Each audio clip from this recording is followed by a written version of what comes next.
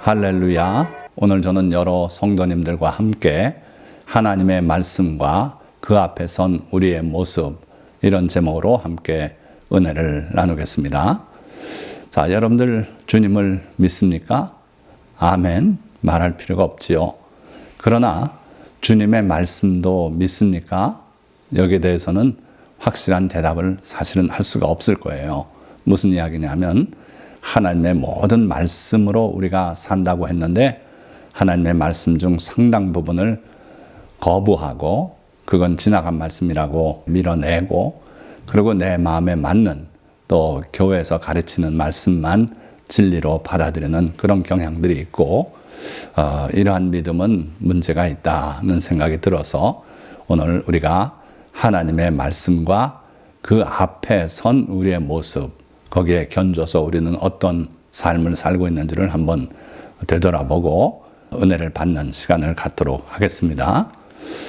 자, 오늘도 세 단락으로 말씀을 증가할 텐데, 첫째 단락은 하나님의 말씀 그 자체를 우리가 한번 간단히 살펴봅니다. 하나님의 말씀은 크게 세 가지로 나눠볼 수가 있는데, 첫째는 하나님이신 말씀, 그걸 하나님의 말씀이라 그래요. 신약 성경에서는 로고스, 구약 성경에서는 주로 다발이라는 단어를 써서 하나님의 말씀을 표현합니다. 이 하나님의 말씀, 로고스 또는 다발 말씀은 천지를 창조하신 권능 있는 말씀을 말하지요. 빛이 있으라 말씀하시니까 빛이 있었지요. 그래서 그 말씀 자체가 하나님이시다고 또 요한복음 1장은 말하고 있죠. 그래서 하나님이신 말씀이 있고요. 둘째는 들리는 말씀이에요. 이거는 하나님의 음성이라고 표현하면 또 옳을 것 같은데, 원어로는 call, 히브리어로 이렇게 돼 있어요. 그래서 여러분들은 하나님의 말씀이 들리십니까? 대개는 그렇지 않을 거예요. 그래서 이 들리는 말씀을 직접 대면하고 그 말씀을 우리에게 전한 분들이 바로 모세와 또 구약의 여러 선지자들, 또는 믿음의 조상 아브라함, 또 다윗 왕, 이런 분들이 하나님의 들리는 말씀을 직접 들었던 그런 분들이고요. 또 세 번째로는 우리하고 제일 관계가 깊은 것은 기록된 말씀이에요. 그래서 예수님께서 마귀의 시험을 받으실 때 기록되었을 때 이런 말씀으로서 원수 마귀를 물리치고 시험을 이기지 않습니까?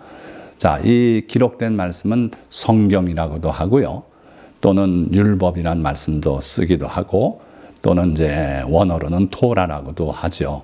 모세와 선지자들이 전한 말씀이 기록된 말씀이 되었고, 예수 그리스도의 말씀이 또한 기록되어서 우리에게 기록된 말씀 성경으로 전달이 되었어요. 그래서 오늘 이 시대를 살고 있는 여러 성도님들, 또 저는 바로 이 기록된 말씀이 주로 하나님의 말씀이 되겠고, 또 간혹 들리는 말씀을 듣기도 해요. 자, 그래서 우리가 하나님의 말씀을 사모하고 하나님의 말씀을 지키기를 원한다면 기록된 말씀을 열심히 읽고 또 기도하고 묵상하고, 보혜사 성령께서 이 기록된 말씀을 살아있는 하나님의 말씀으로 우리에게 떠올려 주시도록 그렇게 부탁을 드려야 된다 하는 거예요. 자, 이 하나님의 말씀은 예레미야 23장 29절 말씀 보니까 여호와의 말씀이니라. 이 말씀은 다발이라고 되어 있어요.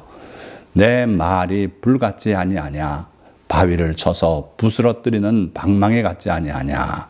그러니까 우리 하나님의 말씀은요, 뜨뜻미지근하고 이런지 저런지 알 수 없고 그런 말씀이 아니고 불같은 말씀, 그 산불같이 맹렬한 그런 기세를 가진 말씀이고, 또 바위를 쳐서 부스러뜨리는 쇠방망이 같은 그러한 말씀이라는 거죠. 또 하나는 로마 백부장의 믿음에서 우리가 볼 수 있는 것인데, 이 로마 백부장의 믿음은 주님을 놀라시게 한 믿음 아니었습니까? 마태복음 8장 8절에 기록되었는데, 백부장이 대답하여 이르되 주여 내 집에 들어오심을 나는 감당하지 못하겠사오니 다만 말씀으로만 하옵소서. 그러면 내 하인이 낫겠사옵나이다. 그런 고백을 할 때 예수님께서 멈춰서 그 주변 사람들에게 칭찬을 했어요.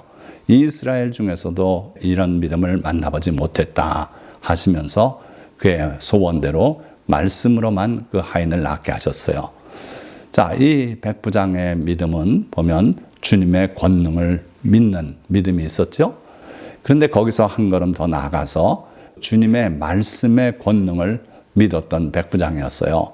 그래서 우리는 주님은 믿는다 하면서 주님의 말씀은 경시하는 이런 잘못된 신앙은 버리고 이 백부장과 같이 주님의 권능을 믿을 뿐만 아니라 그 주님의 말씀에도 권능이 있음을 믿고 그 말씀을 사모하고 읽고 묵상하고 구해야 된다 하는 거예요. 자, 두 번째 단락. 말씀 앞에 놓인 생명과 복, 사망과 저주. 신명기 30장 19절에서 20절 상반절을 보니까 내가 오늘 하늘과 땅을 불러 너희에게 증거를 삼노라. 내가 생명과 사망과 복과 저주를 내 앞에 두었은즉 너와 내 자손이 살기 위하여 생명을 택하고 내 하나님 여호와를 사랑하고 그의 말씀을 청종하며 또 그를 의지하라. 모세가 신명기의 긴 내용을 기록하면서 끝에서 이렇게 결말을 맺고 있는 거예요. 내가 여태 너희에게 설교하고 전하고 한 이 내용이 뭐냐? 이게 바로 생명과 사망과 복과 저주를 너희 앞에 놓는 그런 것이다. 다시 말하면 이 말씀을 너희가 어떻게 받아들이고 어떻게 실천하고 또는 그걸 거부하고 하느냐에 따라서 너희들에게 생명이 되기도 하고 사망이 될 수도 있다. 복이 될 수도 있고 저주가 될 수도 있다 하는 거예요. 그러니 너희가 살기 위해서 생명을 택하라. 이 말씀 중에 하지 말라는 그걸 택해서 그렇게 하면은 너희가 사망을 맛볼 수밖에 없다. 너희 나라는 망할 수밖에 없다. 저주를 받을 수밖에 없다. 그러나 이 말씀대로 하나님을 사랑하고 그 말씀대로 청종하며 살면 또 그를 의지하고 살면은 복을 받고 나라가 번영하고 너희 생명의 날이 길 것이라고 그렇게 말하고 있는 거예요. 그래서 여러분들이 반드시 생명의 길로 나가고 복을 받는 길로 나가시기를 축원드립니다. 그런데 매우 안타까운 것은 이스라엘 백성이 그렇게 당부를 해도 그 말씀대로 생명의 길로 가지 않았다는 거예요. 그래서 예레미야 25장 8절 말씀 보니까 그러므로 만군의 여호와께서 이와 같이 말씀하시니라. 너희가 내 말을 듣지 아니하였느니라. 얼마나 두려운 말씀 아니에요? 이스라엘 백성이 결코 하나님의 말씀을 진심으로 받아들이고 그 말을 경청해 듣고 그 말씀대로 실천하며 살지 않았다는 거예요. 또 예레미야 29장 19절 하반절 말씀 같은 말씀이에요. 내가 내 종 선지자들을 너희에게 꾸준히 보냈으나 너희는 그들의 말을 듣지 않았느니라. 자, 이스라엘 백성이 핑계댈 수 있어요. 저는 하나님의 음성 들어본 적이 없습니다. 하나님의 말씀을 내가 직접 들은 적이 없습니다.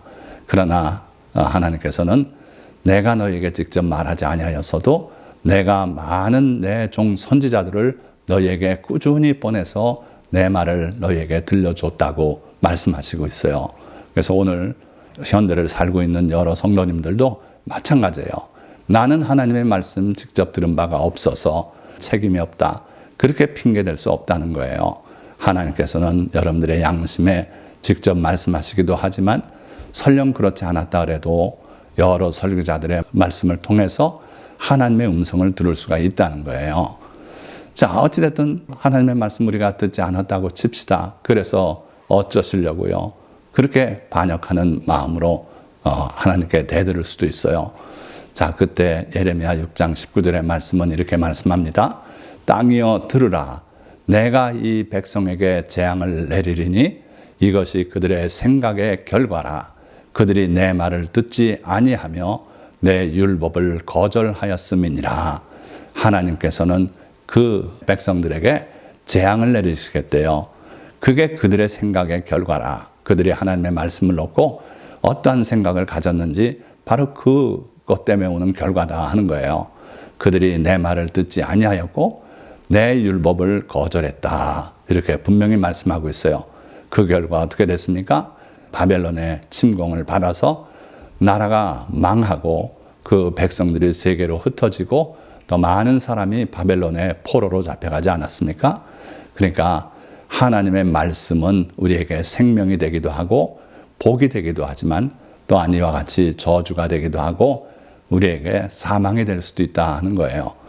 자, 이러한 결과는 나라뿐만 아니라 개인적으로도 와요. 그래서 남들은 다 잘 되는 가운데 나만은 왜 이렇게 고난이 많고 왜 이렇게 안 되고 이런 일이 있는가? 그것도 여러분들이 자신을 돌보고 내가 하나님의 뜻대로 살지 못해서 그런 거 아닌가 한번 돌아볼 필요가 있다는 거예요. 자, 여호와의 말씀을 청종하면 복이 임하겠다고 하나님께서는 분명히 또 복을 말씀하고 있어요. 신명기 28장 앞부분이 그렇지 않습니까? 자, 그 2절 말씀 보니까 내가 내 하나님 여호와의 말씀을 청종하면 이 모든 복이 내게 임하며 내게 이르리니. 자, 그런데 여기서 우리가 유념해 볼 것은 여호와의 말씀을 청종하면, 그런데 그 원어를 보니까 따발이 아닌 콜로 돼 있어요. 콜. 하나님의 목소리, 음성, 영어로 voice. 여기에 청종하면 이 모든 복이 내게 임하며 내게 이를 것이라 그랬어요. 하나님의 말씀은 세 가지 유형이 있다 그랬습니다. 권능 있는 하나님이신 말씀이 있고요. 또 하나님께서 우리에게 들려주시는 실제로 음성처럼 들려오는 말씀이 있다 그랬어요. 그리고 기록된 말씀이 있다 그랬어요. 근데 여기 신명기 28장의 축복의 장에서는 이 하나님의 말씀이라고 번역된 부분이 콜로 나와요. 그러니까 기록된 하나님의 말씀이 아니라 너에게 하나님이 도전적으로 들려주시는 말씀, 그 말씀을 듣고 순종하면 이 복이 내게 임하겠다. 저는 어릴 적에 그런 경험이 있어요. 저희 아버님이 사업이 점점 잘 돼서 31평짜리 집으로 옮겨오셨어요. 그때 주혜종 여권사님이 집들이 예배를 드려주시면서 하나님의 말씀을 전하셨어요. 이제부터 11조 생활하라. 이 설교 들을 때 오해하지 마시기 바랍니다. 우리 아버님에게 하나님께서 이 계명을 주셨던 거예요. 자, 그런데 우리 아버님은 그게 무슨 말이냐 거절하셨어요. 그러니 우리 아버님에게 하나님께서 하신 그 음성을 들려주신 그 개별적인 음성을 거절했던 거죠. 그 결과 안 되기 시작해가지고요. 결국은 그 집도 팔고 저 외곽으로 나가는 수밖에 없었어요. 자, 저도 그런 여호와의 말씀을 들은 적이 있는데 목사님이 설교 중에 용서하라 하는 음성으로 소리를 지르면서 3번이나 그러시더라고요. 그래서 왜 목사님이 저렇게 소리를 지르시는가? 참 이상한 목사님 다 봤다. 그랬는데 아내와 함께 갔었는데요. 나중에 물었어요. 목사님이 왜 그렇게 소리를 지르냐? 그런데 자기는 못 들었대요. 그러니까 소리를 지르는 그 음성이 저에게만 말씀하셨던 하나님의 그 음성이었다는 생각이 뒤늦게 들었어요. 자, 그럴 때 하나님께서 여러분들에게 개별적으로 도전하는 그런 음성이 있을 때 그 말씀을 듣고 순종하면 이 모든 복이 내게 임한다는 거예요. 참 감사한 거 아닙니까? 이 모든 말씀을 다 지켜야 그 복이 임한다 그랬으면 좀 어려워요. 우리가 다 지키기가 어려울지 몰라요. 그러나 하나님의 말씀이 우리에게 음성으로 다가올 때 그 말씀을 청종하면, 지키면은 이 모든 복이 내게 임한대요. 여러분들 잘 새겨들으시기 바랍니다. 하나님께서 때로는 여러분들에게 음성으로 들려주실 수가 있어요. 그때 그 하나님께 청종하면은 이 모든 복이 임한다. 사무엘도 그러지 않았어요? 어린 사무엘이 자다가 하나님께서 목소리로 들려주셨어요. 사무엘아, 사무엘아. 그때 사무엘이 일어나서 엘리 제사장이 부르는 줄 알고 달려가지 않았습니까? 자, 이런 일이 있다는 겁니다. 여러분들이 살다가 평생에 한두 번 또는 여러 번 듣겠지요. 그 하나님의 음성을 들을 때, 주님의 음성을 들을 때 거기에 청종하시기 바랍니다.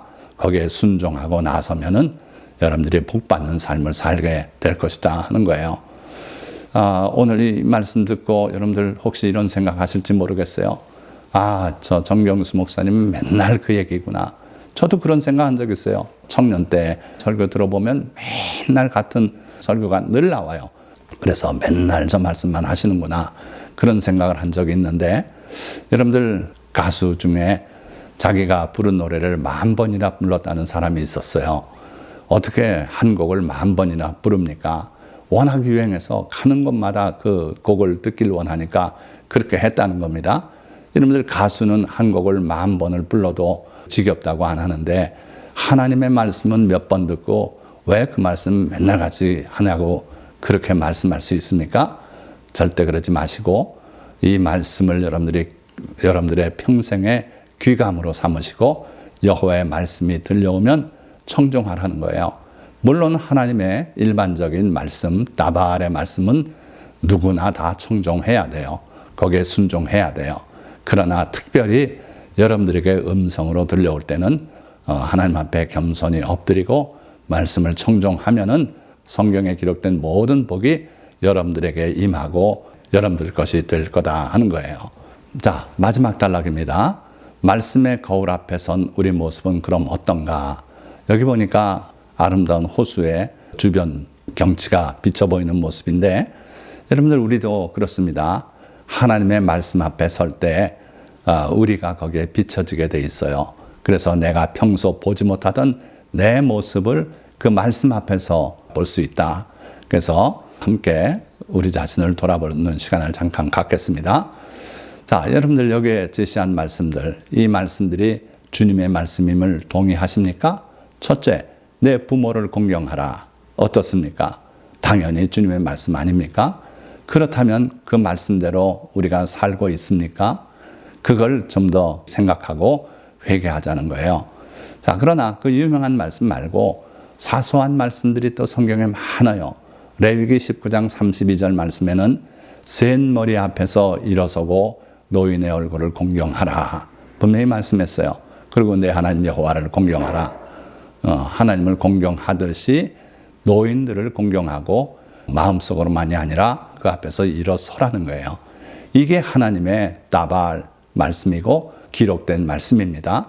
여러분들에게 이게 코올의 음성으로 들려오지 않더라도 이 말씀은 지켜야 한다는 거예요. 또 피를 먹지 말라. 이게 하도 많은 곳에 이 계명이 있어서 제가 일일이 장절을 적지 않았어요. 방주에서 나온 노아 가족들에게 주님께서 새로운 계명을 주실 때 피를 먹지 말라는 계명을 분명히 거듭 당부하셨어요.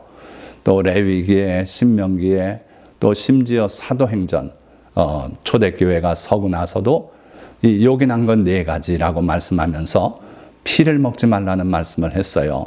그래서 이 피를 먹지 말라는 말씀은 주님의 뜻이고 주님의 말씀이에요. 이걸 여러분들이 아시기 바랍니다. 간음하지 말라, 당연히 주님의 말씀이죠. 그런데 거기에는 반드시 죽일지니라 해서 간음의 유행에 따라서 용서 없이 죽여야 하는 그런 범죄도 있다는 걸 여러분들이 기억하시기 바라요. 또 내 오른눈이 너로 실족하게 하거든 빼어내 버려라. 이게 주님의 말씀이에요. 자, 그래서 그렇게 일부 예를 들어드렸습니다마는 이것이 주님의 말씀이고 주님의 뜻인 것을 여러분들이 동의하시고 실천하고 살아야 되겠다 하는 거예요. 자, 피를 먹지 말라는 말씀에 관해서만 제가 구체적인 구절들을 몇 개 소개합니다. 레위기 3장 17절, 너희는 기름과 피를 먹지 말라. 이는 너희의 모든 처소에서 너희 대대로 지킬 영원한 규례니라. 여러분들 그 동물성 지방이 얼마나 해로운지 아시지요? 하나님께서는 일찍이 이 계명을 우리들에게 주셔서 우리들의 건강도 지킬 수 있도록 하시고 하나님과의 관계에서 바로 서도록 하셨어요.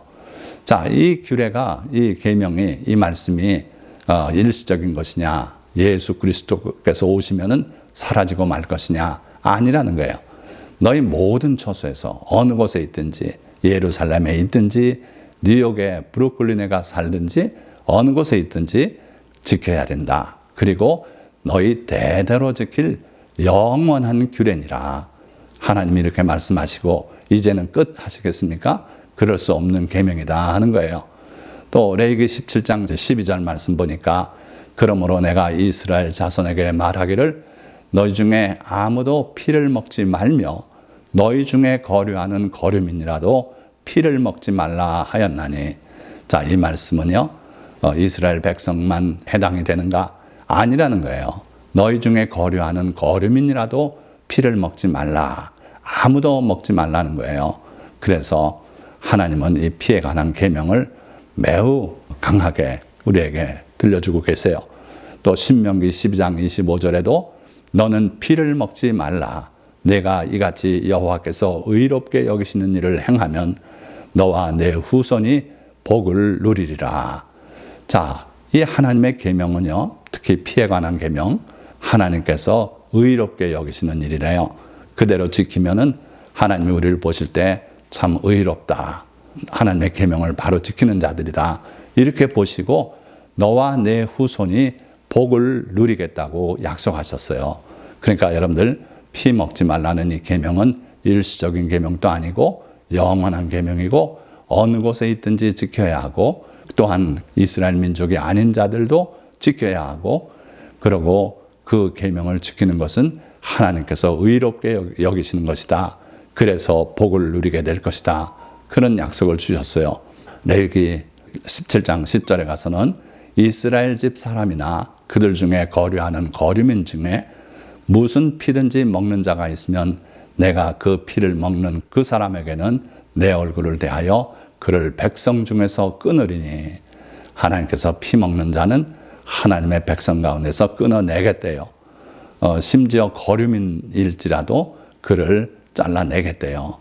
그런 두려운 말씀이 있고요. 레위기 17장 11절 말씀을 보니까 육체 생명은 피에 있음이라. 내가 이 피를 너희에게 주어 제단에 뿌려 너희의 생명을 위하여 속죄하게 하였나니 생명이 피에 있으므로 피가 죄를 속하느니라. 왜 그렇게 하나님께서 피를 먹지 말라 그러셨는가? 여기에 그 이유가 있는 거예요.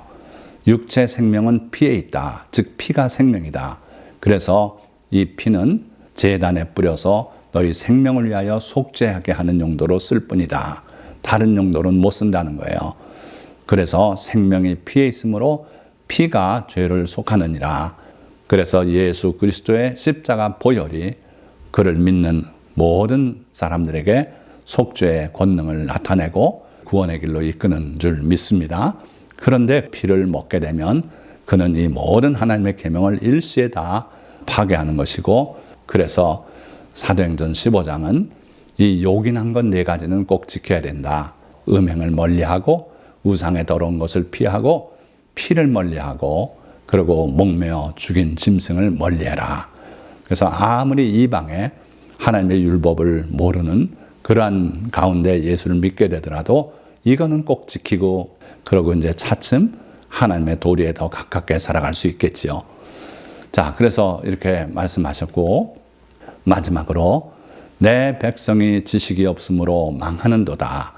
내가 지식을 버렸으니 나도 너를 버려 내 제사장이 되지 못하게 할 것이요, 내가 내 하나님의 율법을 잊었으니 나도 내 자녀들을 잊어버리리라.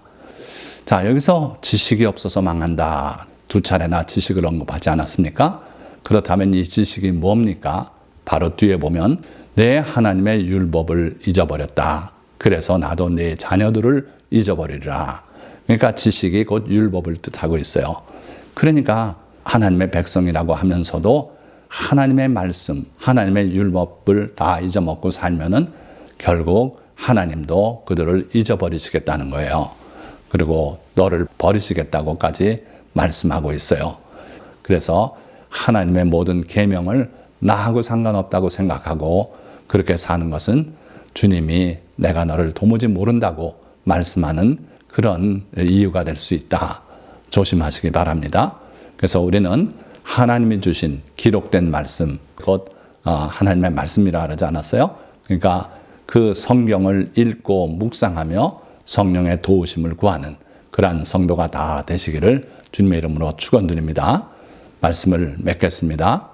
하나님은 말씀으로 천지를 창조하셨고 지금도 살아계셔서 말씀하시는 분이시며 하나님의 말씀은 곧 하나님이십니다. 그의 모든 말씀은 죽이고 살리는 권세가 있으며 이 땅에서의 복과 저주도 그 말씀의 실천 여부에 달려 있습니다. 하나님은 모세를 통해 그리고 선지자들을 통해 말씀하시고 그 말씀하신 것들을 기록하게 하시고 그 기록된 말씀을 성경으로 우리에게 주셔서 하나님의 뜻을 알려주셨습니다. 그리하심은 우리가 그것을 읽고 성령의 도우심으로 깨닫고 실천함으로 주님을 기쁘시게 하고 우리가 이 땅에 사는 동안 복과 은혜를 누리며 살라는 것입니다. 모든 성도들은 성경과 율법에 대한 오해를 버리고 순종하여 이러한 복을 넘치게 누리시기를 예수 그리스도의 이름으로 축원드립니다. 기도하겠습니다.